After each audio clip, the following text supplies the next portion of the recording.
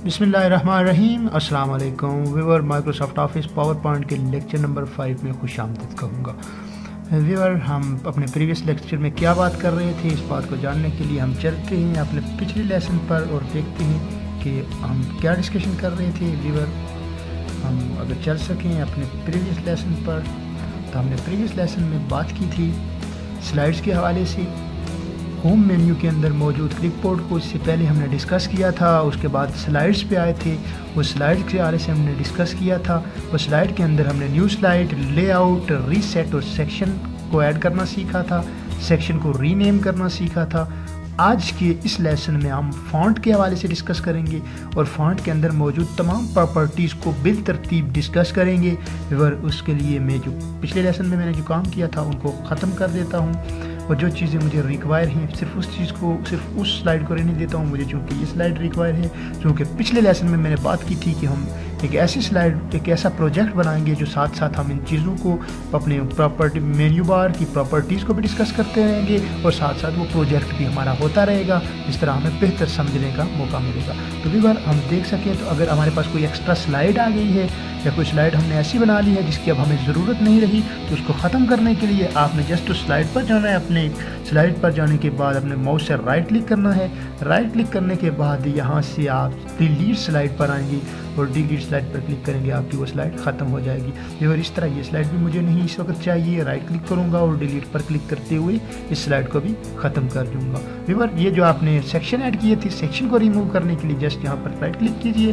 Right click करने के बाद रिमूव सेक्शन, यानी व्यूअर आपने अगर ये चीज़ें इम्प्लीमेंट की हैं तो इस तरह आप इन चीज़ों को रिमूव कर दिया कीजिए। व्यूअर, क्योंकि आप अगर सीख रहे हैं, कोशिश को कर रहे हैं, तो आपसे मैं गुजारिश करूंगा कि आप साथ साथ ये चीज़ें परफॉर्म करें, साथ साथ ये चीज़ें प्रैक्टिकली यहाँ से लेक्चर देखिए और लेक्चर देखने के कुछ देर बाद आप अपना सॉफ्टवेयर ओपन कीजिए, अपना पावर पॉइंट ओपन कीजिए और ओपन करने के बाद बिल्कुल इसी तरह उसको परफॉर्म कीजिए। अगर आप ऐसा करेंगे तो आप बहुत बेहतर तरीके से सीख सकेंगे।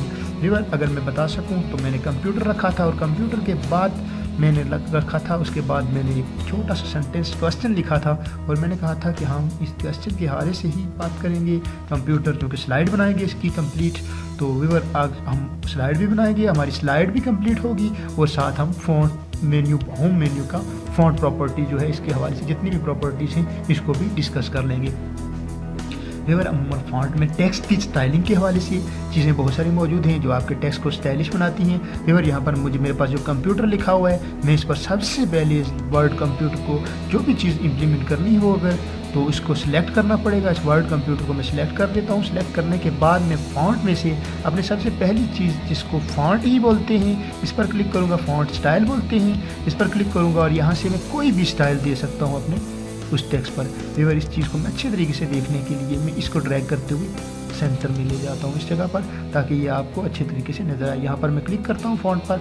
अब आप देखिएगा कि जो मैं स्टाइल यहाँ से चेंज करता जा रहा हूँ वहाँ पर वो टेक्स्ट पर वो सारी चेंजिंग इम्प्लीमेंट होती है आपको नज़र आ रही है। यहाँ से मैं स्क्रॉल बटन से स्क्रॉल करके यहाँ से बेशुमार जो यहाँ स्टाइल मौजूद हैं इस पर मैं इम्प्लीमेंट कर सकता हूँ। फॉर एग्ज़ाम्पल मैं ये रखना चाहता हूँ, या फॉर एग्ज़ाम्पल मुझे इस तरह का चाहिए या इस तरह का चाहिए, तो मैं उसको जस्ट उस जगह पर जाकर क्लिक करूँगा, आपको वो इम्प्लीमेंट होकर नज़र आ जाएगा, इम्प्लीमेंट होता नज़र आ जाएगा। व्यूअर, अगर आप देख सकें इसके बाद मैं इसको जिस चीज़ पर जो चीज़ आपने इम्प्लीमेंट करनी है फ़ॉन्ट में से उसको सिलेक्ट करना ज़रूरी है। सिलेक्ट करने के बाद मैं उसके फ़ौरन आगे जब जाऊँगा तो यहाँ पर फ़ॉन्ट साइज़ है या फ़ॉन्ट साइज़, आप यहाँ से फ़ॉन्ट का साइज़ बढ़ा या कम कर सकते हैं। यहाँ इन चीज़ों के हवाले से हम माइक्रोसॉफ्ट ऑफिस वर्ड के लेक्चर में डिटेल से डिस्कशन करके आए हैं। व्यूअर, आप यहाँ अगर देख सकें तो मैं यहाँ से जो साइज़ बढ़ा रहा हूँ ये साइज़ बिल तरतीब बढ़ता जा रहा है। जो साइज़ मेरा रिक्वायर है वहाँ पर मैं क्लिक करूँगा, वो साइज़ यहाँ पर इम्प्लीमेंट हो जाएगा। व्यूअर, इससे आगे अगर मैं आपको बता सकूँ, इसको मैं सिलेक्ट कर देता हूँ सबसे पहले। आगे अगर मैं बता सकूँ तो व्यूअर, इसको हम बोलते हैं इंक्रीज फॉन्ट साइज़, और हम वर्ड के अंदर इसको ग्रो फॉन्ट बोलते थे, यहाँ इंक्रीज फॉन्ट साइज़ बोलते हैं। यानी इस पर आप क्लिक करते जाएंगे आपका साइज़ इंक्रीज होता जाएगा, यानी कि 2 इंक्रीमेंट होता जाएगा आपके साइज़ के अंदर। 2 पिक्सल आपका साइज़ बढ़ता जाएगा। इस तरह मैं इस तरह क्लिक कर रहा हूँ तो 2 से ज़्यादा भी बढ़ेगा, तो क्योंकि वर्ड के अंदर 2 पिक्सल बढ़ रहा था, यहाँ 2 से ज़्यादा किसी और तरतीब के साथ बढ़ता हुआ आपको नज़र आ रहा है। जस्ट आप इस पर इससे फ़ौरन आगे जाएंगे, इस पर जस्ट आप क्लिक करेंगे तो ये डिक्रीज़ करता जाएगा आपकी फ़ॉन्ट को। इस तरह जस्ट क्लिक करते जाएं माउस से या टच पैड पर क्लिक करते जाएं तो इस तरह आप यहाँ से साइज़ बढ़ा या घटा सकते हैं। इसके अलावा आप फ़ॉन्ट साइज़ से भी यही चीज़ें इंप्लीमेंट कर सकते हैं। फिर इससे आगे अगर मैं जा सकूँ, क्लियर ऑल फॉर्मेटिंग, इस पर इसका तल्लुक इस तरह है कि अगर जितने भी फॉर्मेटिंग इस टेक्स्ट पर मैं आप कर चुका हूँ, क्योंकि मैंने इसका साइज़ बढ़ाया है, उसके बाद मैंने इसका फ़ॉन्ट स्टाइल को चेंज किया है, अगर मैं फॉर्मेटिंग को क्लियर करूँगा तो जो इब्तदा में टेक्स्ट की फॉर्मेटिंग थी, जो शुरू में टेक्स्ट की फॉर्मेटिंग थी, जब मैंने कोई चेंजिंग नहीं की थी, सिर्फ टेक्स्ट कीबोर्ड से लिखा था, वो फॉर्मेटिंग एक बार फिर आ जाएगी। जस्ट यहाँ पर क्लिक किया तो आप देख सकते हैं बिल्कुल वही फॉर्मेटिंग इस पर आ गई है जो इब्तदाई हालत में इस पर फॉर्मेटिंग मौजूद थी। व्यूअर इस तरह हम देखा अपने फ़ॉन्ट के अंदर टॉप पर मौजूद फ़ॉन्ट के हवाले से डिस्कशन की, फ़ॉन्ट साइज़ के हवाले से, इंक्रीज़ और डिक्रीज़ फ़ॉन्ट के हवाले से और क्लियर फॉर्मेटिंग के हवाले से। व्यूअर आगे चलते हैं। आगे अगर मैं चल सकूँ, मैं चीज़ें इस टेक्स्ट पर इम्प्लीमेंट करता हूँ। सबसे पहले मैं इसको सेलेक्ट कर देता हूँ। सेलेक्ट करने के बाद अगर मैं बी पर क्लिक करूंगा तो ये टेक्स्ट मेरा बोल्ड हो जाएगा। बोल्ड का मतलब थोड़ा सा हैवी हो जाएगा, थोड़ा सा स्ट्रांग या थोड़ा सा मोटा हो जाएगा। अगर इसी तरह आई मौजूद है, अगर मैं आई पर क्लिक करूंगा तो ये टेक्स्ट अटैलिक हो जाएगा, थोड़ा सा टेढ़ा हो जाएगा। व्यूअर चूँकि टेक्स्ट बहुत छोटा है, शायद नज़र नहीं आ रहा, इसलिए मैं इसको सेलेक्ट करते हुए थोड़ा सा साइज़ का बढ़ा देता हूँ ताकि ये आपको नज़र आ सके। इस तरह व्यूअर अगर आपको मैं बता सकूं, अभी ये टेक्स्ट बोल्ड भी है और इटैलिक भी है, इन चीज़ों को इम्प्लीमेंट किया है, ये इस पर इम्प्लीमेंट है। अगर मैं ख़त्म करना चाह रहा हूं तो जस्ट जो चीज़ें मैंने इम्प्लीमेंट की हैं उन पर क्लिक करते हुए इनको ख़त्म भी कर सकता हूँ। व्यूअर अभी देख सकते हैं बिल्कुल सिंपल टेक्स्ट है। जब मैं बोल्ड इम्प्लीमेंट कर रहा हूँ तो बोल्ड हो जा रहा है, फिर इटैलिक पर क्लिक कर रहा हूँ तो ये इटैलिक हो गया है। अगर मैं अंडरलाइन, यू का मतलब है अंडरलाइन, कंट्रोल और यू प्रेस करेंगे तो डायरेक्ट इम्प्लीमेंट हो जाएगा। इस पर क्लिक कर रहा हूँ तो ये अंडरलाइन भी हो रहा है। अगर मैं आगे जा सकूँ तो एस से मुराद है टेक्स्ट शेडो। ये चीज़ वर्ड के अंदर मौजूद नहीं थी, इसका मतलब है कि आप इस टेक्स्ट का बहुत मध्यम सा शेडो भी देख सकते हैं। जस्ट मैं क्लिक किया तो आप देख सकते हैं, अगर गौर से आप देख सकें तो आपको इस टेक्स्ट का शेडो भी नज़र आ रहा होगा। अगर मैं जूम करके अगर ये चीज़ आपको बता सकूं तो आप देख सकते हैं कि इस टेक्स्ट का बहुत मध्यम सा शेडो भी नज़र आ रहा है। जिस तरह आप इस बार को अगर गौर से देखें तो आपको ये इसका शेडो बैक पे नज़र आ रहा होगा। तो व्यूअर इस तरह आप एस पर क्लिक करते हुए इसका शेडो भी देख सकते हैं।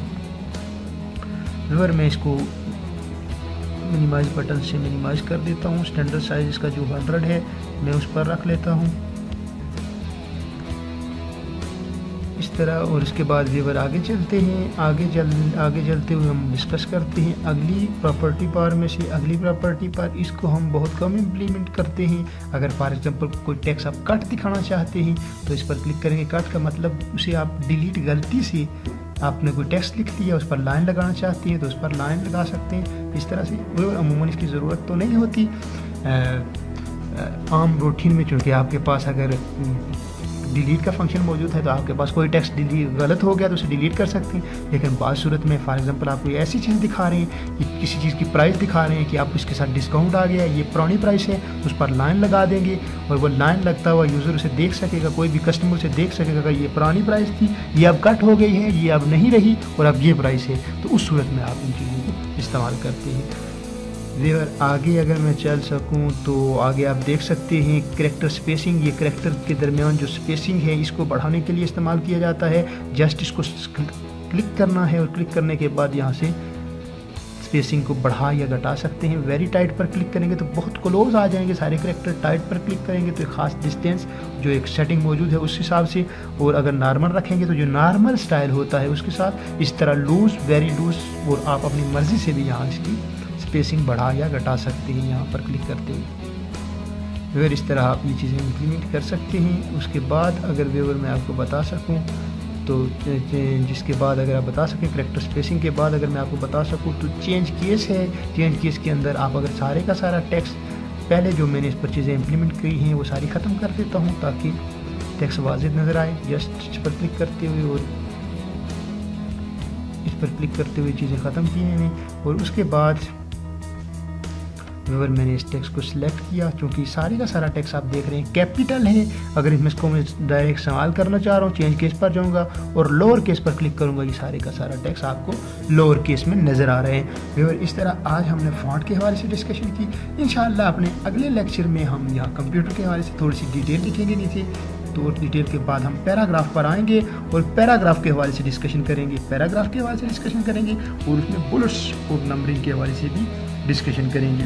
तो व्यूअर, हर बार की तरह इस बार भी मैं कहूँगा कि अगर किसी तरह का कोई क्वेश्चन है तो आप अपना क्वेश्चन www.jkacademy.net या facebook/jkacademy.net इस फोरम से पूछ सकते हैं। व्यूअर, हमारे चैनल को सब्सक्राइब करना ना भूलिएगा, क्योंकि लेटेस्ट वीडियोस ट्यूटोरियल आप तक पहुंचते रहेंगे अगर आप हमारे चैनल को सब्सक्राइब करेंगे।